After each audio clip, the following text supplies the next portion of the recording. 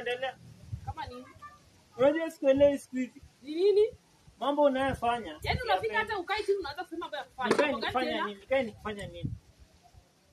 Hiyo ni mambo gani unayofanya?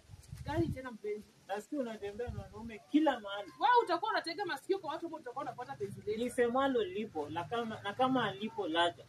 Ushanikuta. Soko mzima we, kijiji mzima we nimepita. Story ni wewe tu. Wewe unajua walimwengu wapendi penzi letu.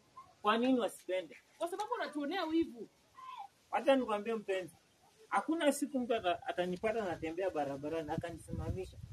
Ananiambia mpenzi wako anatembea na kila mtu. Amekupatia evidence. Ameshanipa ushahidi. Ushahidi unao.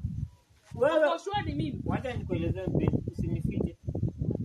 Nimepata habari kwamba wewe unatembea na mume wa wenyewe. Wewe uko tu sawa. Unatembea na mzee Kipara. Akili yako iko tu sawa.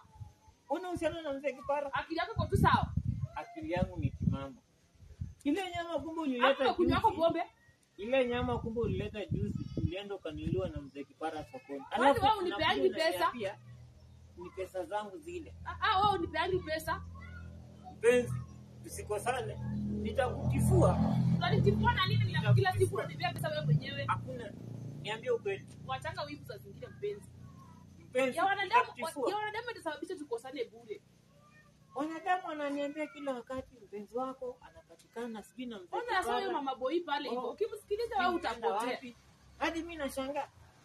Wewe ushanikuta na mtu yoyote? Mpenzi nikuulize, ni mimi sina ambao wanaume wengine wanayo. Unaona mimi mpaka unanidharau tunaamua kutembea na mzee Kipara. Sasa wewe unaamua kusikiliza maneno zako mwenyewe. Miaka 60. Kwa sababu kila siku ukienda unanikuta tu kwa sababu ana uwezo wa fedha kunilika. So kwa sababu unaona mimi kipata. Hapo na umenivunjia heshima bana. Umenivunjia heshima bana. Usikuwe hivyo. Sijakuvunjia heshima. Mimi nimekuuliza ni nini ambayo kuniangalia sina. Hata kama ile kidogo napata huwa na sasa sio kidogo mimi nakubali naipokea. Na wewe unakuja kusikiliza maneno ya watu. Singekuwa mbaya singekuwa ningekuacha zamani. Mimi nimepata story kwamba unatembea na ule mzee Kipara. Bana. Hivyo ndio soko mzima inasema. Acha na mambo ya watu.